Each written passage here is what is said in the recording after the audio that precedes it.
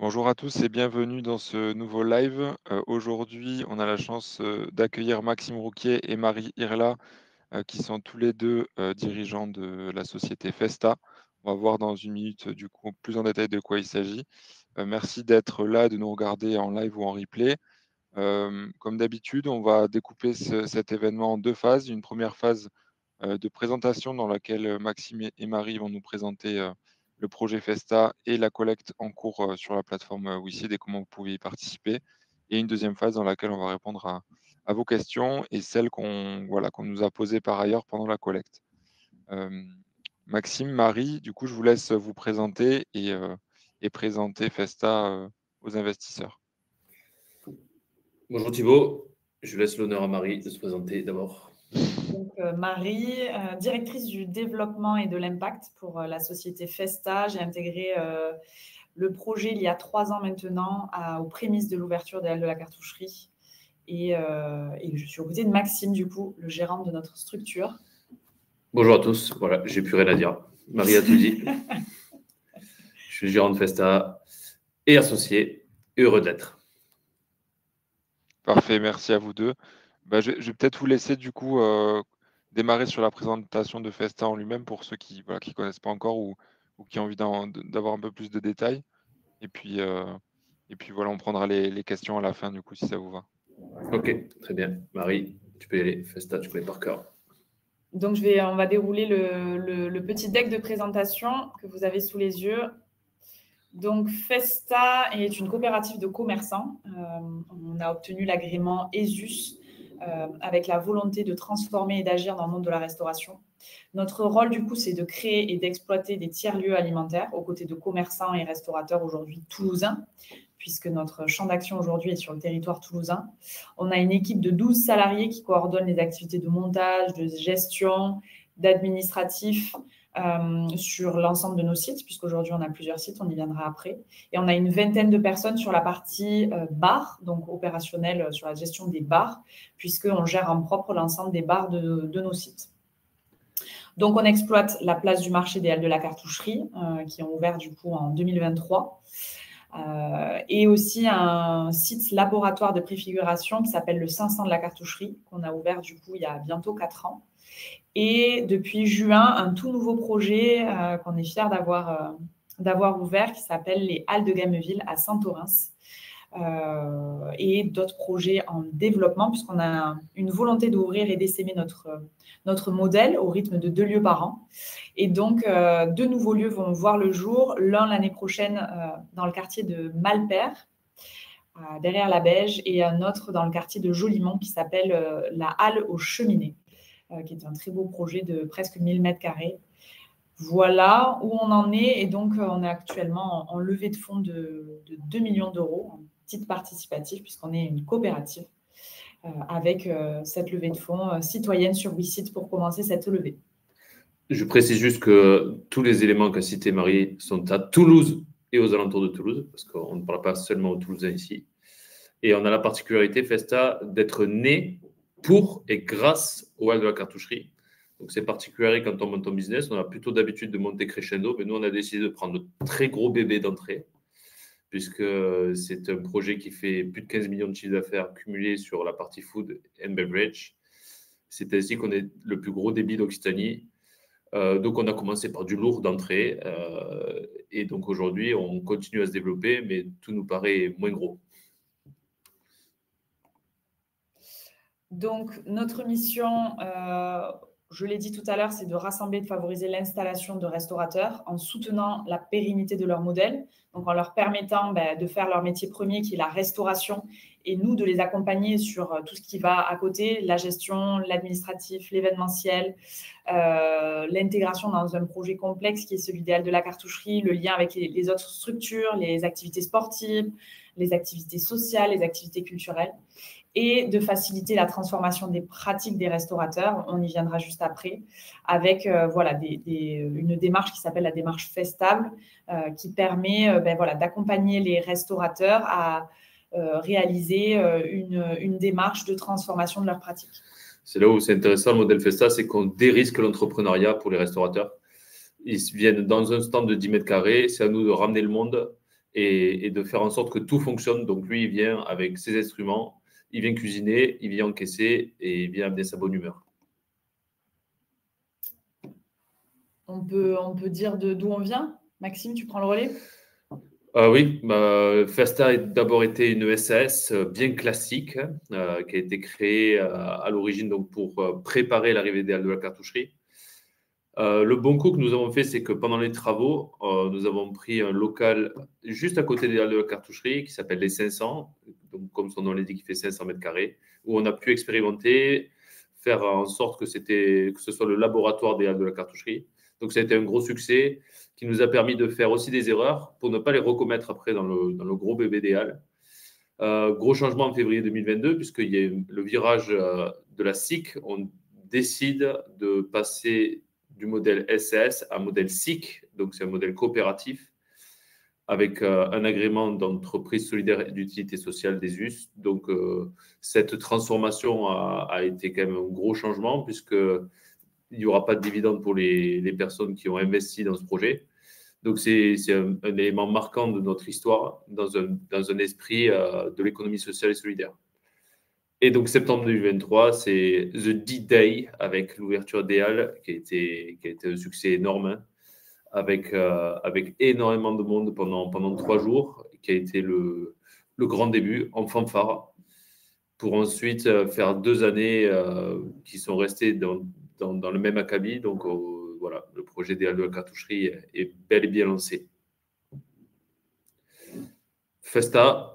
Donc, la coopérative, le principe des associés avec l'idée de recueillir des salariés, des fondateurs, des investisseurs autres et des gens qui sont partie prenante du projet, comme le brasseur, comme certains commerçants. On a un peu un idéal, c'est que les commerçants qui sont au sein des Halles de la cartoucherie et au sein d'autres projets intègrent la SIC. Donc, du coup, il y a une relation qui est tout autre entre le bailleur et la personne qui loue, avec un esprit sans dividende et donc moins mercantile, quoi. Donc, c'est chouette.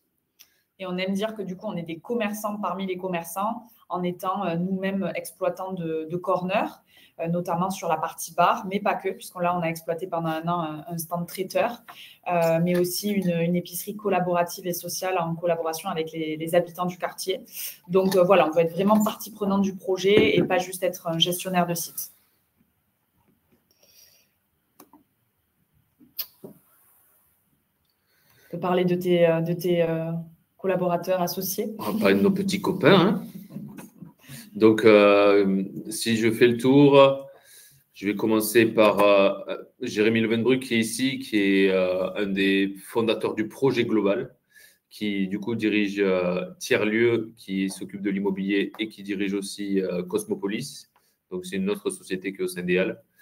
Donc, Jérémy, après, a été rejoint très rapidement par Belleville, qui est une des sociétés dont il est fondateur aussi, avec Adrien Ramirez qui le gère. C'est une foncière responsable qui est basée sur Toulouse, qui est une belle société, qui est ESUS aussi et qui a 25 salariés. Donc, eux, ils respectent l'immobilier autrement. Il y avait Thierry Monassier qui était dans les fondateurs, qui est un restaurateur très connu à Paris. Il y a Sébastien de Hulster qui est un spécialiste de l'immobilier, qui est à la fois associé de l'immobilier et de Festa. On a Socoden, c'est l'Urscope, donc, qui est un fonds d'investissement spécifique aux coopératives. La SIC Cosmopolis, qui est une autre partie prenante très importante dans les Halles de la cartoucherie, puisque c'est lui qui gère tout ce qui est coordination globale, privatisation, coworking et culture. L'autre partie prenante importante, c'est Allo Bernard, qui est la conciergerie des Halles de la cartoucherie. Et donc, je finis par les 3 ici. Tous les 3, donc Marie Domiti, Marquir, qui est quelqu'un qui est spécialisé dans la food, qui a été directrice de développement de Biltoki, qui a été gérante de Festa, qui ne l'est plus aujourd'hui. Martin, qui est le brasseur artisanal de BBT, qui fournit de manière exclusive la bière au sein des Halles. Et donc moi-même, qui suis, je vais me présenter peut-être maintenant. À la base, j'ai créé un site internet de rugby. Je suis un bon Toulousain, un vrai, qui s'appelle le Rugby Ministère. Le site a bien grossi et j'ai profité de la marque pour créer, cofonder le ministère, donc des bars-restaurants qui sont à Toulouse, à Castres, une brasserie artisanale aussi. Donc j'ai commencé à bien connaître ce milieu-là. Et avec Jérémy Levenbruck, qui est ici, qu'on s'est connu à travers le rugby, on a monté un bar associatif en centre-ville de Toulouse. Et c'est ensuite qui m'a embarqué pour venir sur le projet Festa au sein des Halles de la Cartoucherie, qui m'a permis de passer une dimension 10 fois plus grosse que là où on était avant. Vas-y, Marie. Donc, comme je vous l'ai dit tout à l'heure, on a déjà 3 petits bébés, dont un très gros qui est celui des Halles de la Cartoucherie. Donc, avec 26 stands de restauration et différents espaces qui sont occupés par des associations, notamment les Munitionnettes, qui est une association de quartier autour de la friperie et de la revalorisation des femmes dans le monde du travail. On a les Halles de Gameville, dont je parlais tout à l'heure, avec 2 corners, dont l'un que l'on occupe avec un stand buvette et apéro. Et enfin, le 500 de la Cartoucherie avec 3 corners de restauration. Et voilà, et pour le rappeler, toujours dans chacun de ces lieux, on occupe et on gère l'entièreté des bars. Donc, sur la place, sur les Halles de la Cartoucherie, on est du coup sur un gros bar central, un bar à cocktail et le bar de la salle de spectacle. Donc, ce qui fait... Maxime, tu peux te dire peut-être en hectolitres et en débit. Au Halles de la Cartoucherie, on fait 1600 hectolitres. Donc, c'est beaucoup. Vous en aurez assez pour dormir. Par an. Par an. On est le plus gros débit d'Occitanie sur une seule société au sein des Halles de la Cartoucherie. Donc, ce qui est une grosse force au Halles de la Cartoucherie, parce que ça, il fallait le maîtriser. Il y a énormément de monde, hein, c'est 2 millions de personnes par an. Donc, il fallait qu'on gère absolument le flux et servir le plus de monde possible en moins de temps possible. Et c'est pour ça que là où on a été plutôt bon, c'est qu'on a toute une logistique avec des cuves de 1000 litres qui sont remplies par une citerne qui permet du coup de faire couler la bière en non-stop. Et donc, qui permet ainsi d'avoir beaucoup de gens servis à une vitesse très bonne. Tout ça avec de la bière artisanale, donc qui a permis au brasseur d'augmenter sa capacité de production et son business model avec nous, mais avec aussi un engagement fort côté Festa qui pourrait marger 3 fois plus avec une bière pas très chère et qui préfère avoir cet engagement d'avoir de la bière locale, artisanale, de qualité. Donc, sur les Halles de la Cartoucherie, c'est un des lieux les plus visités de Toulouse, bien devant la basilique Saint-Cernin, qui est aujourd'hui à 600 000 visiteurs par an. On est à plus de 2 millions. On est très fiers d'être un lieu autant visité. On a eu énormément de retombées médiatiques. On en a encore aujourd'hui, notamment sur les phases de recommercialisation, puisque tous les ans, à partir de septembre, il y a des nouveaux commerçants qui intègrent le projet. On y viendra plus tard sur notre modèle de manière plus précise. Et à chaque fois, à cette période-là, on a énormément de retombées médiatiques sur ces nouvelles arrivées, ces nouveaux commerçants, avec beaucoup d'engouement autour de ça. Et une note qui est très satisfaisante et qui est même en progression. Aujourd'hui, on est même à 4,1 sur les avis, énormément d'avis qui tournent autour de la food, comme vous l'imaginez. Le 500, je vais en parler très rapidement, mais c'est un projet qui est beaucoup plus porté autour du quartier. C'est un lieu où on fait beaucoup d'événements, on fait beaucoup de privatisation. On fait presque 80 000 € de privatisation par an, donc avec de l'accueil d'entreprise, de l'accueil de groupe. C'est un projet plus petit, mais qui est aujourd'hui un projet qui nous tient à cœur et qu'on aime beaucoup. Complémentaire. Et complémentaire puisqu'il permet de désengorger les Halles de la Cartoucherie lorsqu'il y a trop d'affluence, notamment sur des zéniths, des gros événements, etc. Puisqu'on est très proche du zénith de Toulouse, aux Halles de la Cartoucherie. Ce qui est bien, c'est que le 500 offre des éléments que les Halles de la Cartoucherie ne peuvent pas faire. Donc, c'est plutôt intéressant de le garder. Et qui vous a permis, vous me coupez si je me trompe, mais qui vous a permis aussi de vous faire la main avant l'ouverture des halles sur le fonctionnement de Festa. On a tout testé, le lien avec les commerçants, gérer les bars, parce que même si on avait des experts à nos côtés de la gestion d'un bar, il a fallu adapter le modèle, l'offre, la carte, il a fallu tout faire. Les baux, les systèmes de baux, les contractuellement, qu'est-ce qu'on fait signer à nos commerçants, les espaces, le parcours client, le parcours digital de commande, les services, les outils, on a vraiment tout testé. Le crash test. Et là, je suis très heureux et fier de vous présenter le schéma le plus simple de votre vie. que j'ai essayé de simplifier. J'ai fait ça pas trop mal quand même. Donc, on félicite Marie vraiment. J'ai presque envie de m'effondrer devant l'idée d'expliquer ce schéma. Je peux le passer sinon. En fait, c'est la manière de comprendre où est fait le chiffre d'affaires au sein du projet. Donc, comme je disais, ce qui est important, c'est que la partie orange, c'est Festa, la place du marché, donc ce qu'on est en train de réfléchir surtout aujourd'hui. Donc, la place du marché, elle fait hors bar 13 millions d'euros, les bars font plus de 3 millions d'euros. Et tout ça, donc, c'est rentre au sein du projet à Festa qui, lui, collecte du loyer sur ces éléments-là. Ensuite, vous avez Cosmopolis qui est en bas en bleu, qui, elle, gère private, coworking et culture. Donc là, ça rentre avec de la billetterie et ça rentre avec de la facturation aux entreprises. Et donc, vous avez ensuite les espaces sport bien-être avec l'UCPA, qui est un acteur majeur au sein des halles de la cartoucherie, puisqu'il est aussi investisseur immobilier. Et donc, ensuite, vous avez le gros bloc gris où vous avez les rentrées d'argent et les sorties d'argent sont au loyer qui sont à la SS Lodjas, qui est composé à la fois de tiers-lieu et de la Caisse des dépôts. Donc, le CA consolidé de la cartoucherie, comme vous pouvez voir en haut, il est de 21,5 millions, ce qui fait une belle somme. Donc, pour parler d'impact, on a du coup monté une démarche qui s'appelle la démarche Festable, qui a vocation et volonté de transformer les pratiques. Et notre outil le plus fort, qui est un outil qu'on a conçu et expérimenté aux halles de la cartoucherie et qu'on est en train d'implanter dans nos autres sites, est le système des loyers vertueux. Déjà, pour commencer, on prélève tous les mois dans notre modèle économique, du coup, un pourcentage du chiffre d'affaires aux commerçants, ce qui permet de prendre le risque avec eux de leur efficacité, rentabilité et performance.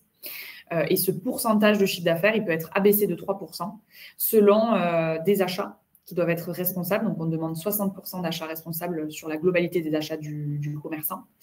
Donc, des achats responsables, pour nous, c'est sous label, bio, sous SICO, signe officiel de qualité, et en circuit court auprès d'agriculteurs locaux.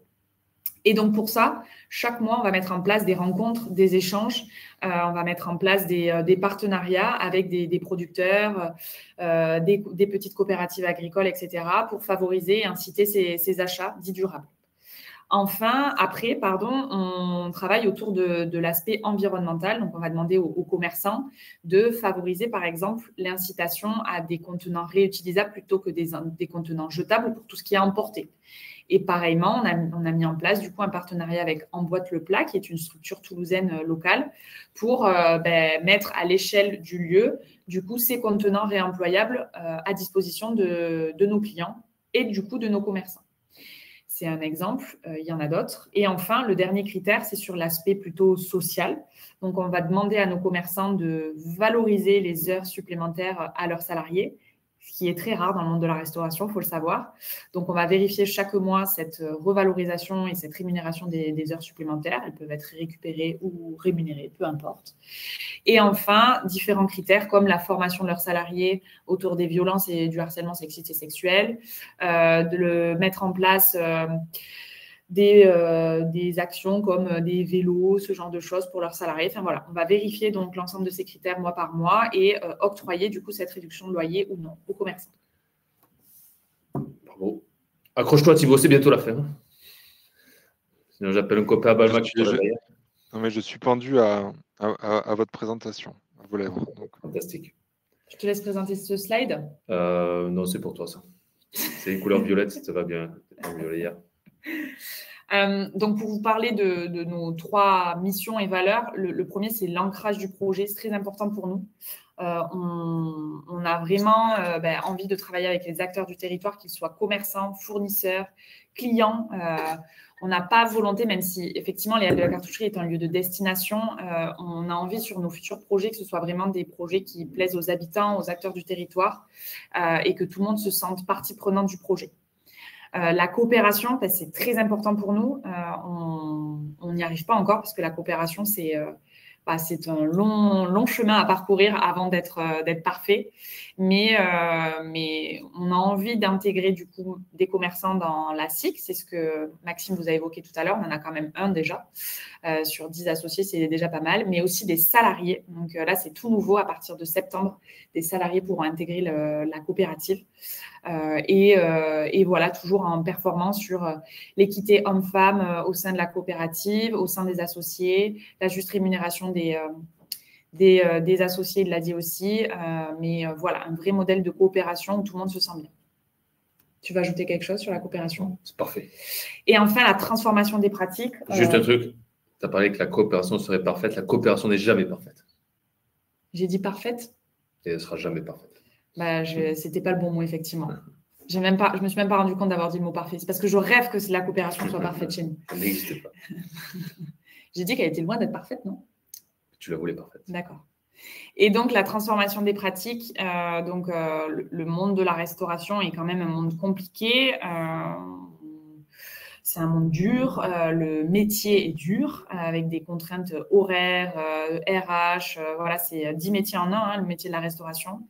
Et donc, on a volonté, on est loin d'y être encore, hein, mais on a volonté de transformer les pratiques, ou en tout cas d'expérimenter de nouveaux modèles de la restauration et du commerce de manière générale. Le développement, je l'ai dit tout à l'heure, le repère Malpère qui ouvrira l'année prochaine et les Halles aux Cheminées qui ouvriront en 2027, mais pas que. On a volonté à partir de 2026 d'ouvrir donc 2 nouveaux lieux par an sur le secteur toulousain.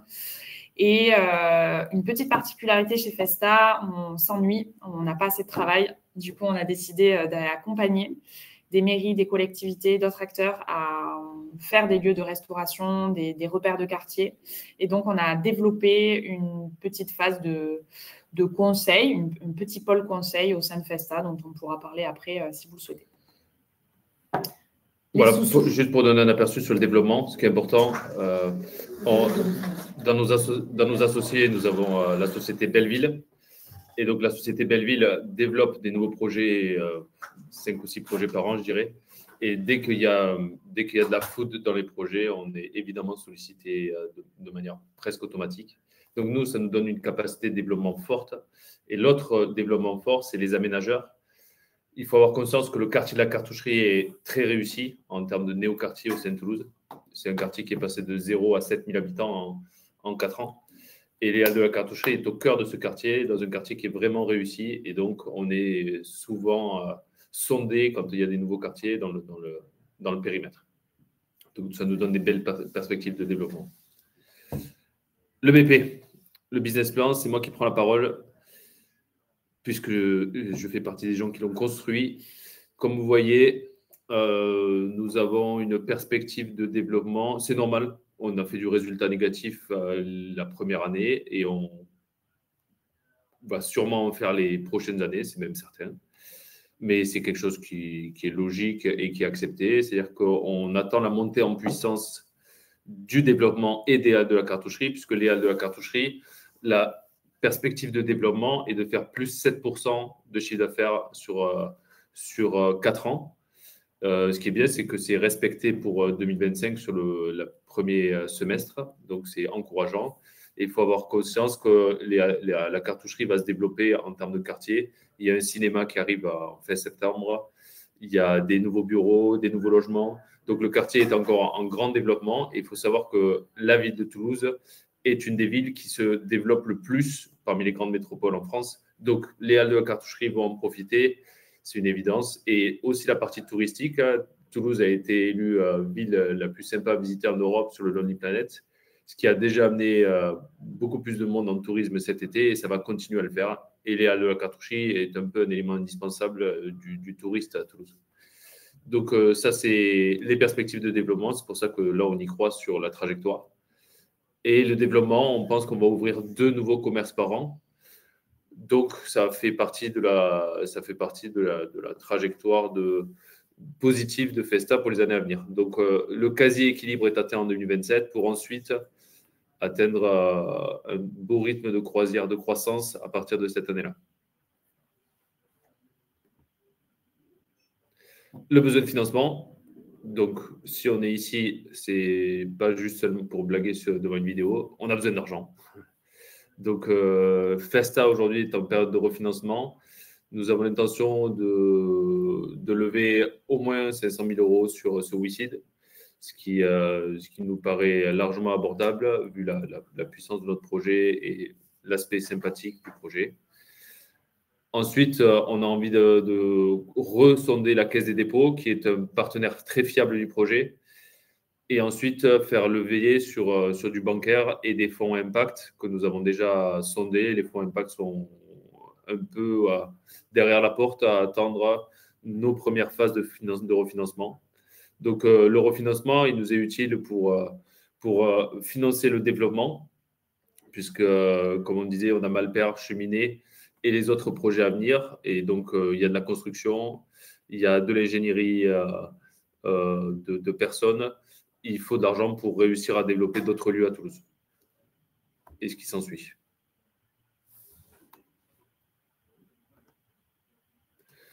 Donc, voilà la stratégie de levée de fonds 2024-2026. Et pour arriver sur un rythme de croisière à 7 ans où il y a les remboursements de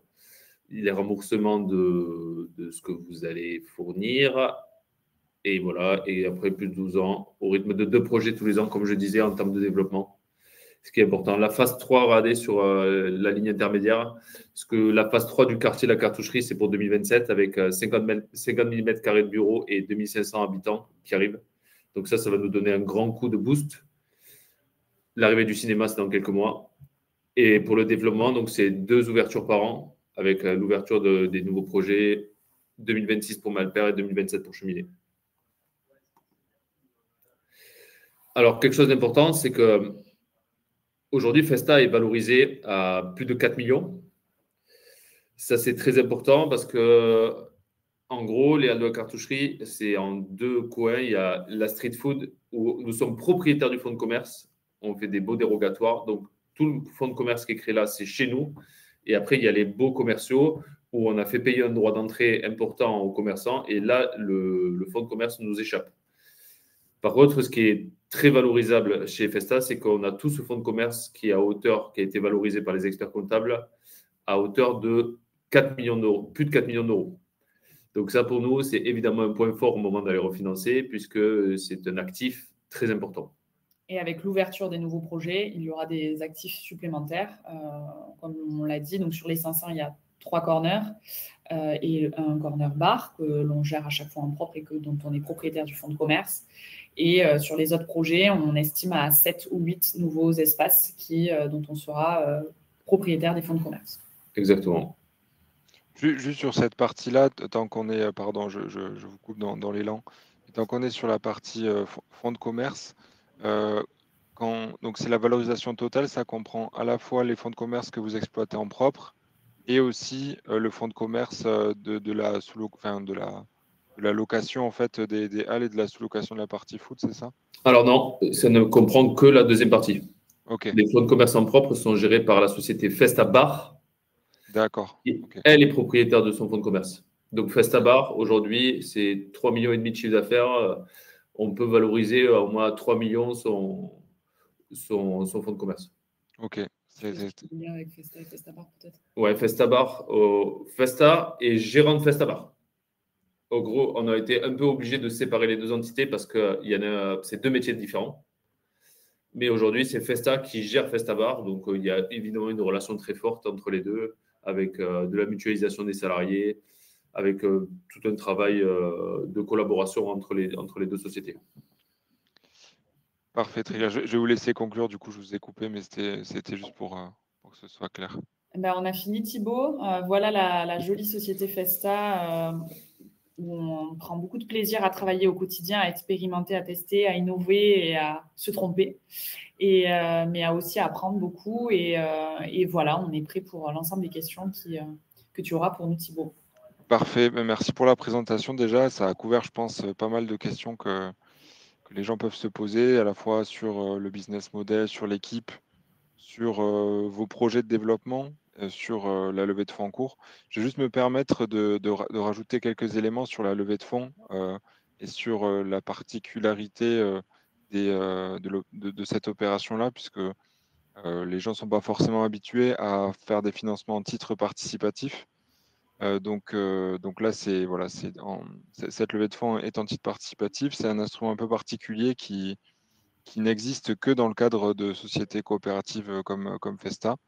et qui se situe à mi-chemin, si on doit le schématiser, entre une action et une obligation, dans le sens où elle est considérée long terme et presque comme des fonds propres pour la société et long terme pour l'investisseur, avec un remboursement à minimum 7 ans après l'émission. Mais par contre, elle donne droit à un coupon, un intérêt qui est versé tous les ans. Donc voilà, c'est un titre financier qui est un peu hybride, mais que les investisseurs ne connaissent pas forcément, donc je me permets de le rappeler. Et le fait que ce soit considéré presque comme des actions, et ça c'est important de le rappeler, donne droit à des programmes de défiscalisation, comme c'est le cas dans l'investissement en actions en IRPME.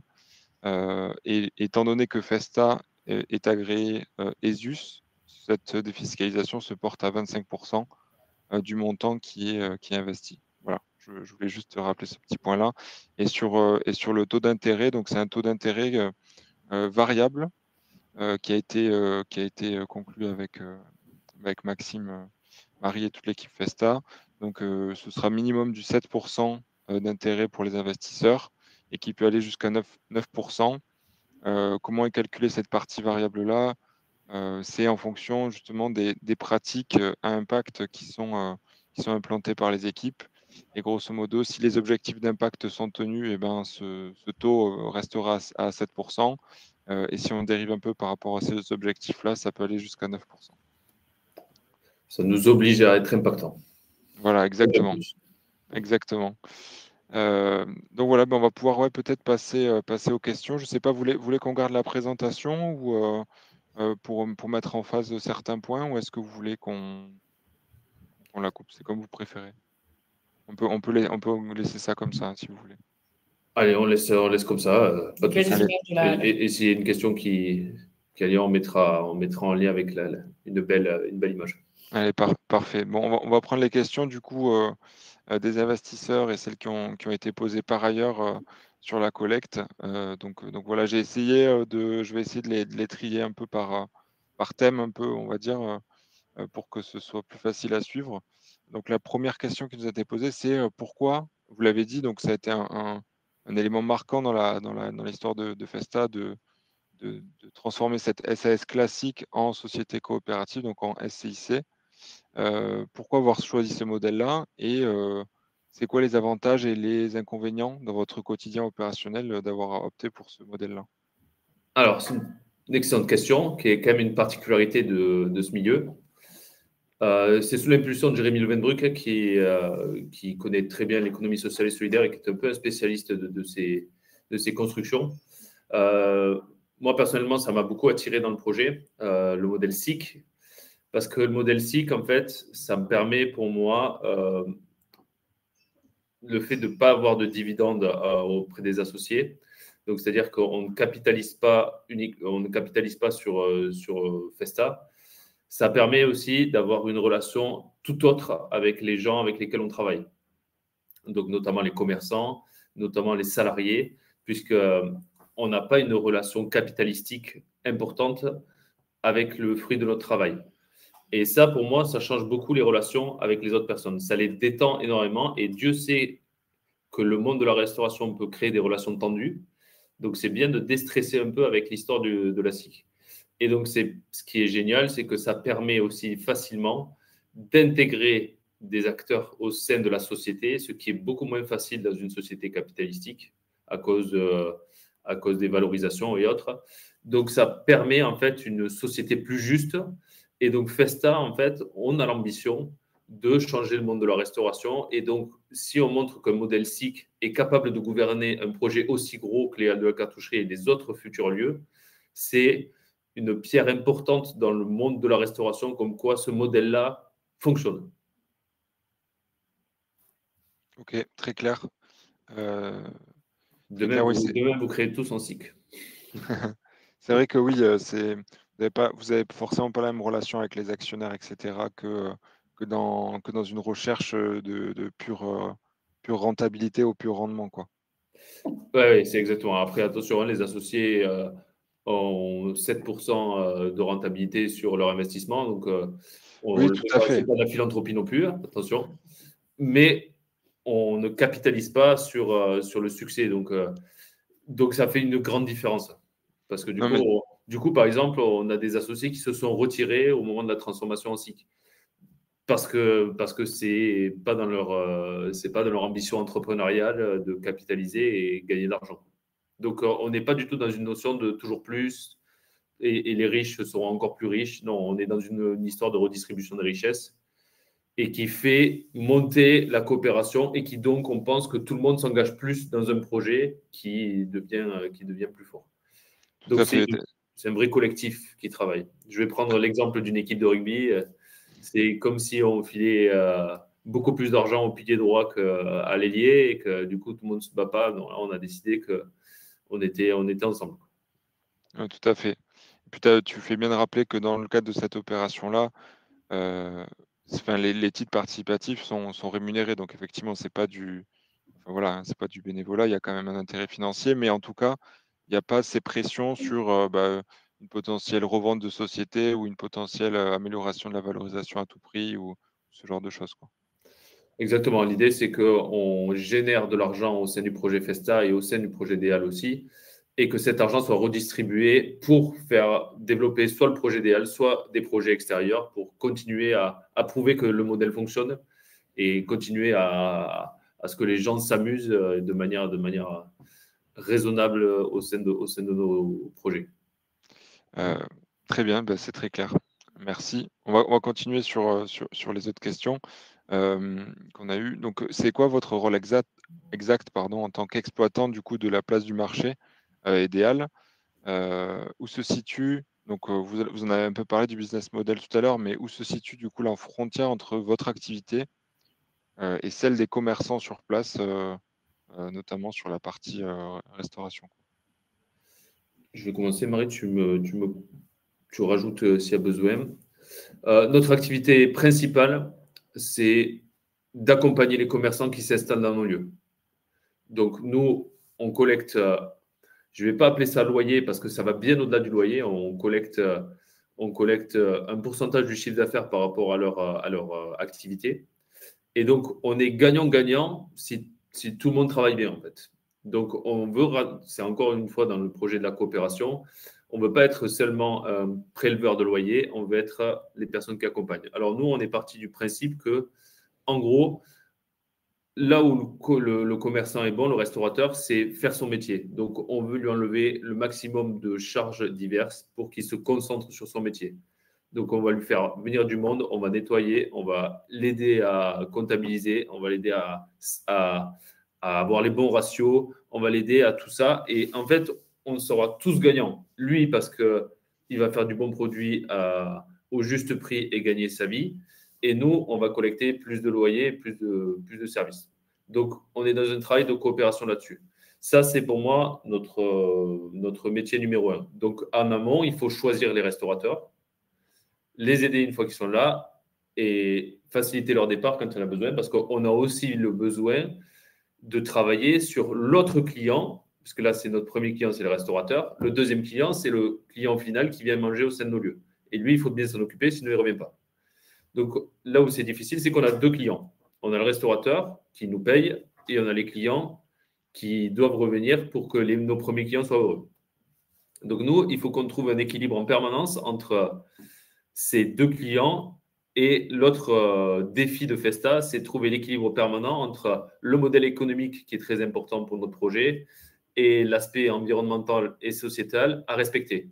Donc, il faut que ces deux mondes-là se coordonnent et trouver le bon équilibre en permanence pour que tout le monde soit heureux au sein de nos lieux. Première chose. Deuxième chose, être performant sur nos propres commerces.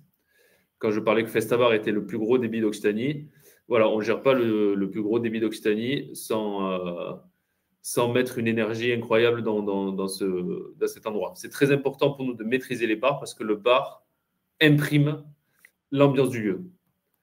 Et donc, c'est souvent de là que tout part. En plus, à Toulouse, on est plutôt festif, je pense. Donc, ça marche plutôt bien. Donc, il faut être très bon là-dessus. Et nous, ça nous permet aussi des fois d'avoir des corners de food, des corners où on va tester des choses sur le sociétal. Ça nous permet nous-mêmes de mettre les mains dans le cambouis pour mieux parler aux restaurateurs. Pour moi, c'est les 2 grands défis de Festa. Il a très bien dit. Pour moi, la réponse est bonne. Merci. Ok, parfait. Ouais, donc c'est bon, mais ça rejoint un peu la seconde question que j'allais vous poser sur un peu le modèle économique. Donc, si c'était principalement la gestion des bars, plutôt la gestion des loyers, des baux et des restaurateurs des lieux. Vous faites aussi, vous l'avez évoqué tout à l'heure, un peu de prestations externes de conseils pour des collectivités ou pour voilà, des gens qui veulent exploiter des nouveaux tiers-lieux. Oui, et à double titre, d'ailleurs, quand on fait du conseil, on est parfois sollicité pour exploiter nous-mêmes les lieux qu'on a conseillés. Donc, ça a un double impact, c'est-à-dire qu'on a une rémunération pour le travail effectué et derrière, on a tissé un lien tellement bon et le résultat est tellement encourageant qu'on nous propose d'activer. Ouais, c'est ça, effectivement, ça peut vous apporter des opportunités supplémentaires, quoi. Oui. J'avais des questions sur la partie équipe, sur la partie aussi partenaire associé du projet. Je pense que vous y avez répondu tout à l'heure pendant la présentation. Ouais. Donc voilà, je pense qu'on va pouvoir sauter cette question. On l'a vu aussi un petit peu tout à l'heure sur la roadmap, mais selon vos prévisions, du coup, quand est-ce que Festa doit atteindre le point mort de son activité? Et en fait, voilà, quand est-ce qu'elle devient autofinancée sans besoin de nouvel apport en capital dans vos prévisions? 2027, c'est la trajectoire avec plus 7% par an sur le projet idéal de la cartoucherie et 2 lieux à développer par an. Voilà, ça, c'est la trajectoire qui est claire, qui est imprimée à tout le monde, qui est affichée sur tous les murs, même aux toilettes. Ouais, ok. Très bien, très clair. Donc, pareil, ça, on l'a vu un petit peu tout à l'heure dans les slides, mais bon, je repose la question. Il y a eu 15,3 millions de chiffre d'affaires consolidé en 2024 sur les halles. Sur ce montant-là, quel est le chiffre d'affaires qui a été généré par Festa elle-même? Sur les 15,3, c'est food and beverage. Oui, oui, c'est sûr. Alors, je me permets de remettre la slide. Je crois que c'est là où on le voit. Alors, je pense que Oui. c'était pas la même année, mais enfin, grosso modo. Alors, On est c'est sur le 13,2, c'est que la food. Et du coup, au-delà de 15, c'est food and beverage. Ok. Ça, c'est ce qui Très a clair. été généré au sein de la place du marché. Et donc, la trajectoire de plus 7% par an pendant 3 ans, ça va nous amener jusqu'à 18,9 si mes souvenirs sont bons. Et donc, nous, on prélève un loyer sur ce chiffre d'affaires. Ok, très clair. Et donc sur ces 15, vous récupérez presque la moitié en fait en valeur. Oh, quand même pas, non, non. Je dirais c'est entre les loyers et charges, on doit être à hauteur de entre 22 et 23%. Donc, l'objectif en 2027, c'est d'atteindre à 4 millions, 6 millions, 6 millions 100 de produits en termes de chez Festa. D'accord, ok. Très clair. Donc, c'est assez simple. C'est voilà, la place du marché et les autres lieux génèrent du chiffre d'affaires et nous, on prélève entre 22 et 25% de la somme, selon les commerces, selon l'emplacement, selon si c'est un bail commercial, un bail dérogatoire. Ok. Et selon les loyers vertueux dont on parlait tout à l'heure. Ok, très clair. Justement, donc, enfin, votre business model principal, c'est quand même celui de la sous-location, d'installer, enfin, de gérer la restauration, Oui. de gérer, tu l'as dit tout à l'heure, parfois il peut y avoir des départs parce que peut-être que le stand ne plaît pas au consommateur final ou enfin voilà, pour des raisons X ou Y. Du coup, comment vous gérez ça? C'est quoi un petit peu le taux d'occupation moyen des stands? Est-ce qu'il y a enfin, comment se passe ce turnover-là? Est-ce qu'il y a des commerçants qui restent sur le long terme aussi dans leurs emplacements? Alors, du coup, on va séparer les beaux commerciaux, les beaux dérogatoires. Les beaux commerciaux signent un bail 369. Donc, eux, ils sont là de manière durable. Et donc, c'est les beaux dérogatoires qui signent un contrat de 1 an, renouvelable 2 fois. Ouais, pour 3 ans. Donc, c'est renouvelable 2 fois. Donc, ils ont 3 ans maximum pour être là. Et donc, c'est de notre ressort ou de leur ressort de vouloir partir. En gros, il y a très, très peu qui nous ont fait la demande de partir. On a un stand qui nous a fait la demande de partir, juste, mais parce qu'ils ne sont pas à Toulouse et ils vont développer dans une autre ville. Donc là, ça nous donne confiance beaucoup sur le modèle, puisque c'est des bons commerçants, ils râlent sur la hauteur du loyer, comme d'hab, mais quand on tape à la porte, qui c'est qui veut revenir, tout le monde vient. Donc ça, c'est plutôt très rassurant pour notre modèle à nous. Quand c'est qu'on change un commerçant, nous, il faut encore une fois trouver l'équilibre entre qu'est-ce que la personne apporte au projet, est-ce que le client a besoin de renouveau, et il faut regarder aussi une homogénéité au sein des halles, parce que si on a par exemple 2 acteurs qui sont très comparables dans leurs propositions, ils vont se gangréner les uns les autres, et du coup, leur niveau de loyer va être très bas, et j'aurai des impayés, ça va aller. Donc moi, il faut qu'on trouve le bon modèle chez Festa, que les stands ne se vampirisent pas. Donc ça peut nous arriver, et c'est une réflexion actuelle, d'enlever certains stands même, qui sont pour que ce soit plus homogène et que le chiffre d'affaires se répartisse entre moins de stands. Donc ça, c'est des réflexions qui peuvent très bien se poser. C'est très agréable ça d'un point de vue modèle économique, contrairement aux supermarchés, aux grands centres commerciaux. Quand il y a une vacance commerciale, c'est-à-dire qu'un stand est vide, tout un local commercial est vide, bon, tout de suite, c'est un manque à gagner. Et chez nous, quand il y en a un qui est vide, le chiffre d'affaires se répartit sur les autres. Donc nous, un stand vide n'est pas une catastrophe. C'est moins bien en termes marketing. Par contre, d'un point de vue financier, ça a peu d'impact. Effectivement, ouais. Effectivement. Ok. Et du coup, est-ce que, c'est quoi un peu votre vision du coup sur cette partie-là, dans le sens où est-ce que vous, en fait, idéalement, dans votre vision, c'est d'avoir des locataires, des commerçants qui restent là tous à long terme une fois que vous avez sélectionné les bons et qui marchent bien entre eux?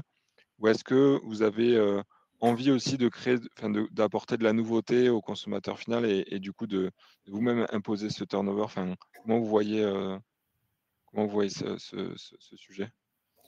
C'est un équilibre à trouver. On a volonté quand même et on a quelques beaux exemples que je vais vous citer juste après, de commerçants qui ont d'abord occupé des baux précaires et puis qui ont pris des beaux commerciaux au Hall de la Cartoucherie ou sur d'autres de nos sites et qui, des fois, vont nous quitter au bout de 3 ou 6 ans ou 9 ans et, pour aller ouvrir leur propre restaurant dans Toulouse ou ailleurs.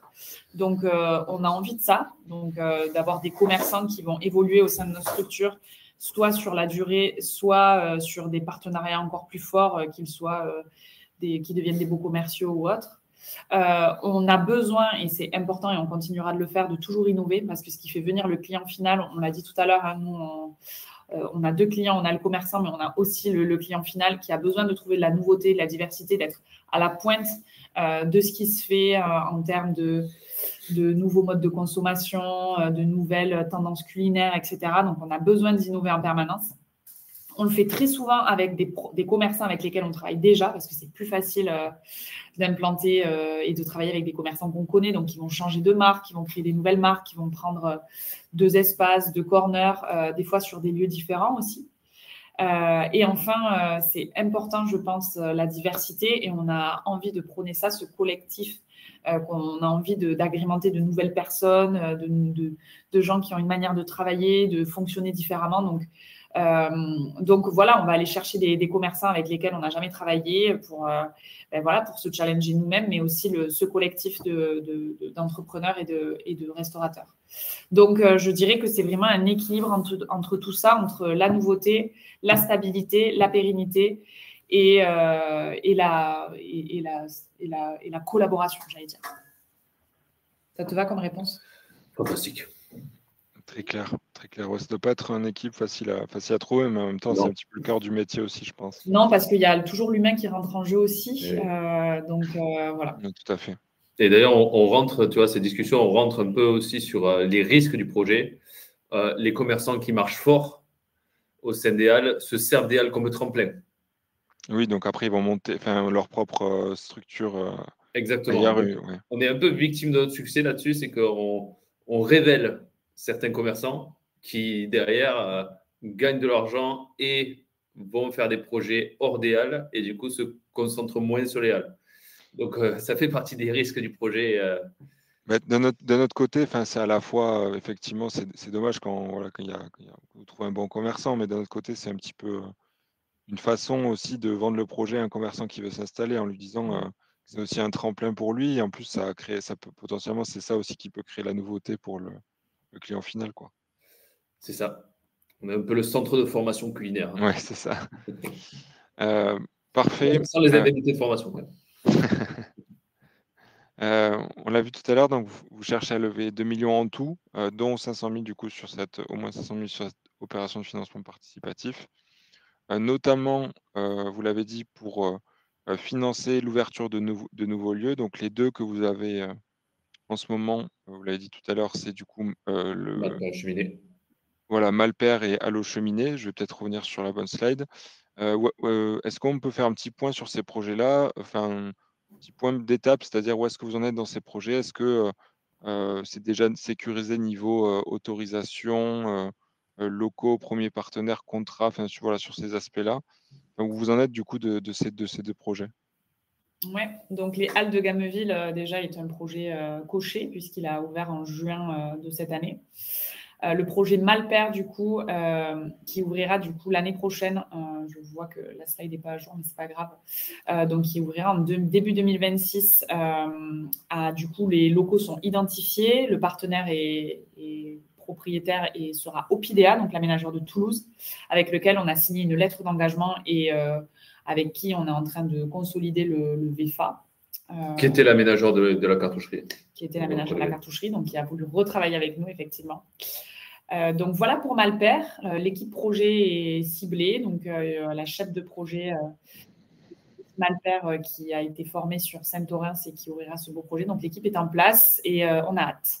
Et sur les Hallo Cheminée, on a du coup l'accord et la lettre d'engagement qui a été signée avec Belleville, qui sera du coup le propriétaire des murs. Donc Belleville qui est un des acteurs, comme Maxime l'a dit tout à l'heure, qui est propriétaire des murs des Halles de la cartoucherie et qui est un des associés de la SIC Festa.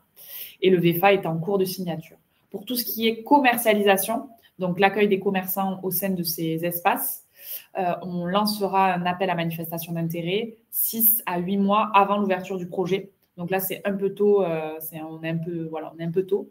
Mais il faut savoir qu'on a plein de commerçants qui toquent à la porte, notamment les commerçants avec lesquels on travaille déjà, qui ont envie d'ouvrir d'autres marques ou d'autres corners et du coup qui nous sollicitent quotidiennement pour venir travailler avec nous sur d'autres lieux. Voilà, je vais parler au nom de Toulousain. Les Hallo Cheminée, c'est entre Jolimont et Roseraie, dans un quartier tout neuf aussi, qui est le quartier du CEAT, qui est très prometteur parce que beaucoup de logements arrivent, mais surtout, il y a la cité administrative de Toulouse qui vient de s'y installer.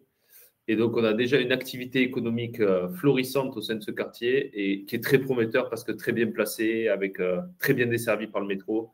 Ouais, j'allais dire par rapport peut-être à la cartoucherie, c'est peut-être un peu plus central et en tout cas plus facile d'accès que la cartoucherie peut l'être. Alors, ça c'est sûr. Alors, la particularité de la cartoucherie, c'est qu'elle s'est installée sur la rive gauche de Toulouse, qui était démunie de lieux. Donc, les Halles de cartoucherie ont pris un marché qui n'existait pas. Les Hallo Cheminée s'installent sur la rive droite, qui est historiquement à Toulouse la rive la plus active, hein, la plus dynamique. Et là, il y a le métro qui est juste au ras des Hallo Cheminée. Voilà, ce quartier est prometteur, est très prometteur. Parfait, ben merci pour les points d'étape. Donc, c'est des projets bien enclenchés. On va parler peut-être de l'aspect impact maintenant. Alors, vous l'avez très bien présenté pendant la présentation tout à l'heure. Mais si on devait faire un petit focus dessus, comment est-ce que vous mesurez du coup l'impact social et environnemental de Festa et comment vous accompagnez les commerçants voilà, qui sont en dessous de vous dans leur propre transformation du coup écologique, sociale? Donc, comme je le disais tout à l'heure, déjà, on va aussi présélectionner les commerçants avec lesquels on travaille, avec cet appel à manifestation d'intérêt, où on va leur demander de nous expliquer et de nous prouver et démontrer leur volonté, leur souhait de transformer les pratiques. Donc, déjà, dans la phase de commercialisation, les commerçants que l'on va sélectionner sont des commerçants qui sont quand même engagés, qui ont une volonté, qui ne le sont pas toujours, hein, mais qui ont en tout cas une volonté de transformer leurs pratiques. Nous, ça ne nous pose pas de problème de travailler avec des commerçants qui ne savent pas ce que c'est que des achats durables, de qu'est-ce que c'est que les violences et harcèlements sexistes et sexuels dans le monde du travail, etc., qui n'y connaissent absolument rien, mais qui ont en tout cas envie d'apprendre et envie de transformer ces pratiques.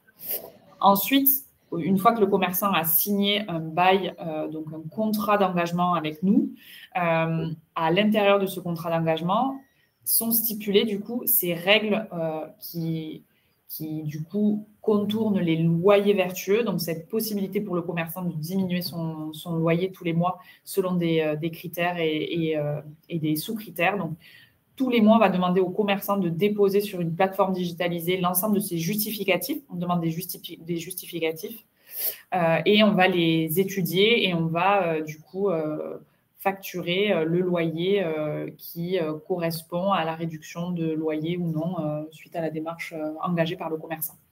Et la particularité, c'est qu'on fait ça mois par mois, ce qui permet aussi d'accompagner le commerçant et de lui expliquer, ce mois-ci, tu vois tes achats, tu as acheté, on va prendre l'exemple du poisson, tu as acheté du poisson d'élevage, etc., pas de qualité, donc on ne t'a pas octroyé le point. Par contre, regarde, si tu passes sur tel fournisseur et que tu mets en place tel partenariat, tu pourras le mois prochain avoir cette réduction de loyer. Et donc, on va travailler avec mois par mois. On va vraiment faire du suivi pour permettre cette transformation et cet engagement de la part de nos commerçants.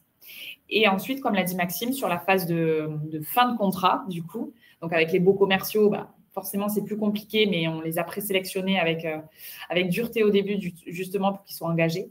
Mais sur les baux dérogatoires d'1 an, et à la fin de leur contrat, la volonté qu'ils ont de rester sera notre volonté aussi si ces engagements ont été pris tout au long de l'année par le commerçant.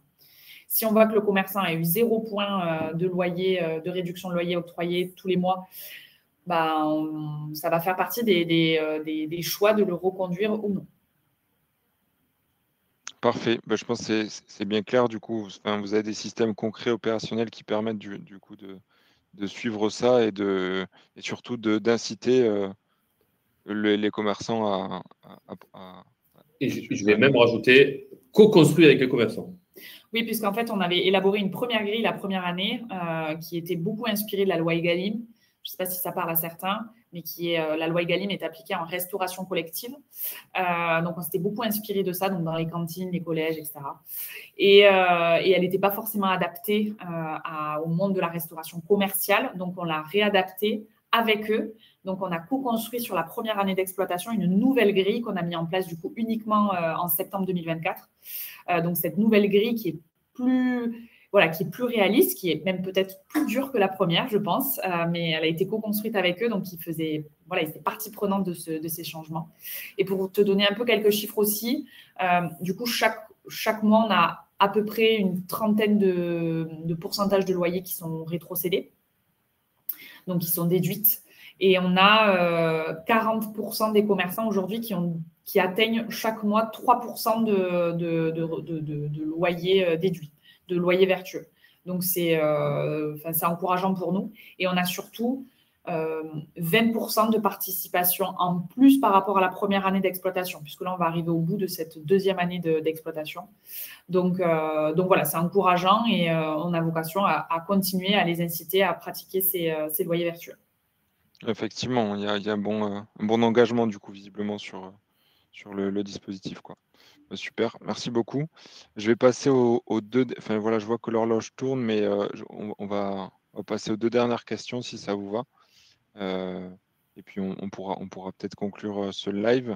Une question qui est de. Alors on a beaucoup parlé de Toulousain, on est tous Toulousains autour de la table et bon, il y a sûrement certains investisseurs qui le sont aussi. Et d'ailleurs, voilà, quand on est Toulousain, les halles de la cartoucherie, du coup, on connaît, du coup, c'est plus facile aussi peut-être de s'imager le projet. Est-ce que vous avez envisagé, du coup, l'essaimage de votre modèle dans d'autres grandes métropoles françaises, ou est-ce que vous vous concentrez sur Toulouse et ses environs pour le moment? On n'a pas prévu de faire un gros bébé comme les halles de la cartoucherie. C'est du très lourd. C'est du très lourd. Donc là, de ce côté-là, on n'a pas prévu de faire aussi gros. Après, voilà, en tout cas, c'est ce qu'on s'est dit. Le comité d'investissement, on a dit qu'on se concentrait sur l'Occitanie pour les années à venir. Donc, en plus, aujourd'hui, on a le luxe d'avoir bien assez d'opportunités pour avoir largement 2 lieux par an au sein de Festa. Donc voilà, on va se concentrer sur l'Occitanie, d'autant plus que on va suivre aussi l'évolution de Belleville. Et Belleville, quand même, est ancrée en Occitanie, en région parisienne et en PACA, mais ils ont quand même une bonne majorité de leur action qui est en Occitanie. Donc voilà. Donc l'Occitanie va vraiment faire partie de notre axe de développement sur les 5-6 prochaines années, je vais dire. Et après, on va commencer à regarder ailleurs, à mon avis. Pourquoi? Parce que, comme on l'a dit tout à l'heure, l'ancrage territorial est hyper important pour nous et la majorité des associés, des équipes de Festa sont toulousains ou autour de Toulouse. Et voilà, on sait et on a envie de travailler sur nos territoires et où il y a déjà beaucoup à faire. Mais on a déjà des sollicitations, des demandes pour d'autres territoires et on verra quand l'opportunité se présentera d'essaimer notre modèle, pourquoi pas, mais avec des acteurs qui seront locaux, qui seront là-bas. Il faudra tisser un maillage d'acteurs avec lesquels on travaillera et on collaborera, mais on n'ira pas nous tout seuls avec nos petites jambes à Paris, sans personne pour développer notre modèle. Ce n'est pas notre manière de faire et notre vision. Je vais donner un exemple. Belleville travaille sur un projet au Havre. Ce n'est pas juste à côté de Toulouse. Hein. Et nous, on aide, par contre, on peut faire du consulting sur des opérations comme ça. Et on se rend vite compte que les habitudes, les us et coutumes des gens, les rapports entre eux ne sont pas du tout les mêmes que chez nous.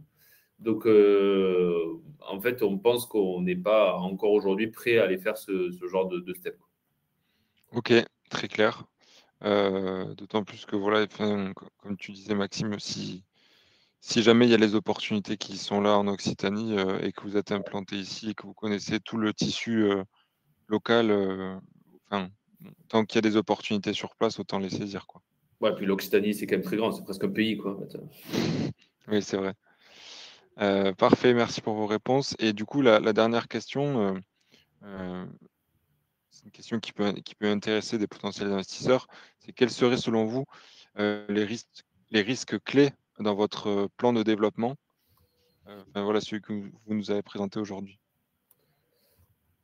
Les risques clés, on va parler d'un point de vue général. Évidemment, le financement fait partie des risques clés, mais je pense que c'est la vérité pour toutes les entreprises qui se développent. Donc, il faut qu'on réussisse notre levée. Donc, ça fait partie des risques. Enfin, ça fait partie des risques, en tout cas, pour le développement que l'on souhaite. Donc, on va devoir calmer le développement si on n'arrive pas à lever autant d'argent qu'on le voudrait. Ça, c'est évidemment un des enjeux.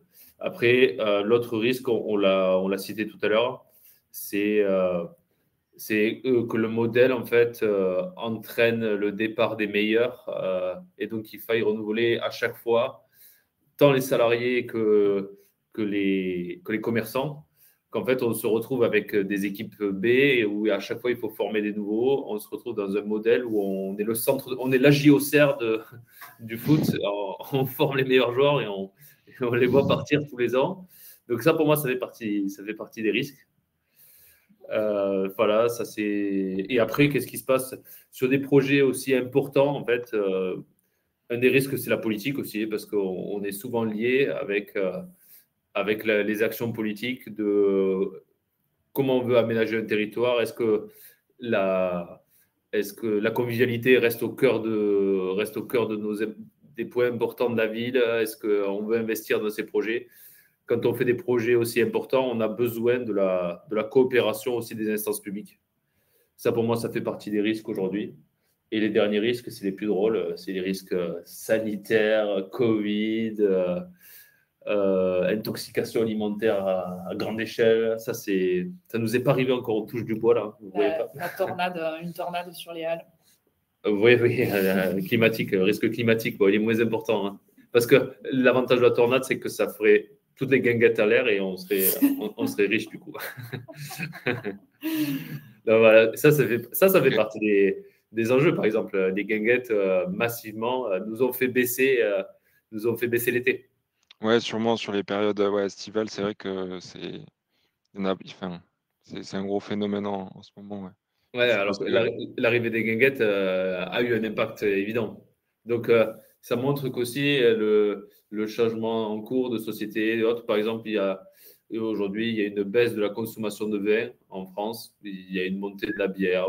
Donc, on subit ce genre de choses. Et en fait, on a un projet tellement à grande échelle qu'on ressent tout de suite l'effet national. Parce que c'est de la grande échelle. Et c'est pour ça qu'on doit s'adapter, innover et qu'on passe beaucoup de temps à aller voir ce qui se passe ailleurs, à lire, à se renseigner, à échanger, à parler. On passe beaucoup de temps à faire ça pour toujours être à la pointe, nous aussi, de ce qui se passe, de ce qu'il faut faire et de ce que les gens ont envie de manger et de boire. En fait, on est une petite équipe agile au sein d'un gros projet. Donc, ça, c'est très important pour moi, c'est qu'on reste absolument très agile parce que c'est un secteur qui va très vite. Qui est en perpétuel mouvement. Donc, nous, il faut qu'on raccroche le wagon ou qu'on nous-mêmes, on soit devant le wagon. Donc, ça, c'est important. Et donc, il nous faut innover, il ne nous faut pas être à la traîne. Je comprends. Très bien. Merci pour vos réponses. Je pense que c'était bien de parler des risques un petit peu pour conclure en dernière question. Du coup, on arrive sur la fin de ce live. Je ne sais pas si vous avez un dernier mot potentiellement à partager aux investisseurs. Bon appétit. Ouais, venez boire un coup avec nous. Alors, pour les Toulousains, il faut venir, mais même pour les autres, au final, il faut absolument venir. Ce qui serait génial, c'est d'ailleurs les investisseurs WeSeed de vous faire connaître en bas et que nous, on vienne vous rencontrer. Moi, j'adorerais ça. Ouais, ce serait super. Ouais, j'adorerais ça et je serais ravi de partager un moment avec vous. Je trouve ça trop cool. Parce que voilà, il ne faut pas oublier que si on s'est investi dans des projets comme ça, c'est parce qu'on aime les gens, on aime la rencontre, on aime le partage. On aime ça. Donc en fait, on serait les premiers ravis. Parfait. Merci pour ce dernier mot. Du coup, j'en profite pour rappeler que la collecte Festa est toujours disponible sur la plateforme WeSeed. Je l'ai dit tout à l'heure, du coup, c'est une opération en titre participatif entre 7 et 9% de taux d'intérêt et 25% de défiscalisation sur votre investissement. Donc ça pour l'aspect purement financier et après pour l'aspect impact ou projet, vous avez eu toutes les réponses normalement aujourd'hui. En tout cas, merci pour avoir regardé du coup ce live jusqu'à maintenant avec nous et si vous le regardez en replay. Et puis, n'hésitez pas à poser vos questions sinon sur la fiche projet de Festa sur la plateforme. Je sais que Maxime et Marie sont toujours là pour répondre aux questions. Donc voilà, merci à tous et à très vite sur WeSeed. Merci à tous. À bientôt.